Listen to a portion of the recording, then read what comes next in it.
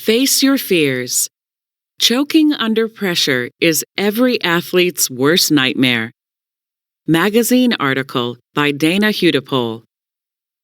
As she stood on the 10-meter platform at the Sydney Olympics, Laura Wilkinson knew she had to nail her fourth dive to clinch the gold. The pressure was intense. Head to head against the toughest divers in the world, she had to be flawless. In a way, I felt I was putting more pressure on myself than I could handle, says Wilkinson, 23. But I felt like I had nothing to lose. There are more important things than fear. With that calm attitude, she aced her fourth and fifth dives and won the gold.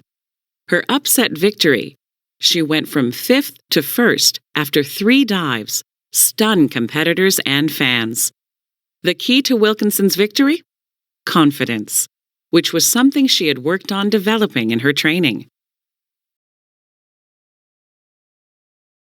When you push away your nerves and refuse to think about them, they come on full force at the most important time, right during the meet, says Wilkinson. So, alone in her hotel room in Sydney, Wilkinson faced her fears the night before the final round of diving. I let everything hit me. What would happen if I did well? What would happen if I did badly? What am I afraid of? She recalls. I was literally shaking just thinking about it, feeling scared and nervous. When I had the courage to stand up to what I was feeling, it didn't seem so bad anymore. I was able to move on. Wilkinson knows what it's like to get hung up in doubts and anxieties. At her first international meet, she says she was seized by a feeling of near panic. I was afraid of embarrassing myself and, as a result, I just choked, she says. It took her several meets to get over the experience, which sports psychologists say is not unusual. Every player chokes at some point. It's a natural response to competitive stress, says Todd Riska, a professor of sports psychology at the University of Texas, San Antonio. Athletes fear it most because of the stigma. No one wants to be the one everyone's talking about in the locker room. Find your focus. Choking is not a mistake out of nowhere, like a shanked golf shot. It's usually the result of misplaced focus. Athletes who avoid choking concentrate on the process. What do I have to do right now? Which is a positive mental approach.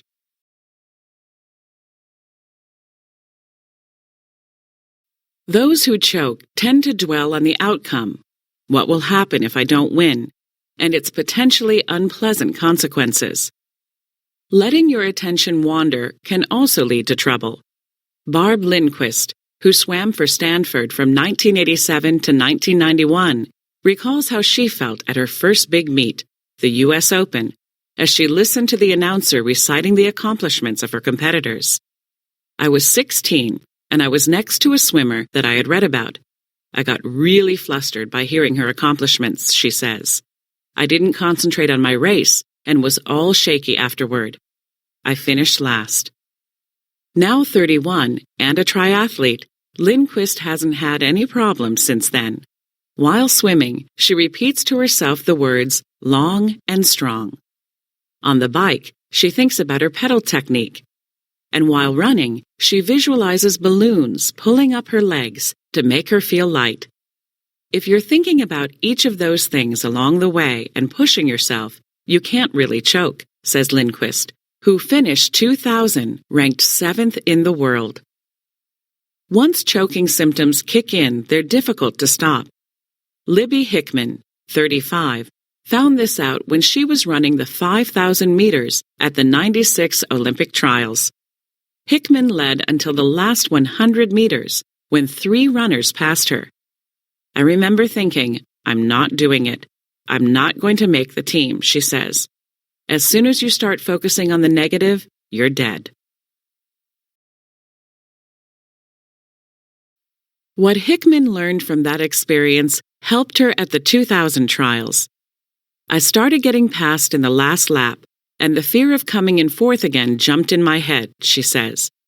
But instead of letting that fear sit there, I threw it out, focused on the job that needed to be done, and saw the finish line. The result? She finished third. It's just a game. If you have a bad experience, keep it in perspective. Not to minimize the importance of competition, but it's still only a portion of life, says Riska. Your friends and teammates will still accept you, even when you don't perform up to expectations, theirs or yours. You have to look forward, says Lindquist. You only fail in a race if you haven't learned something from it.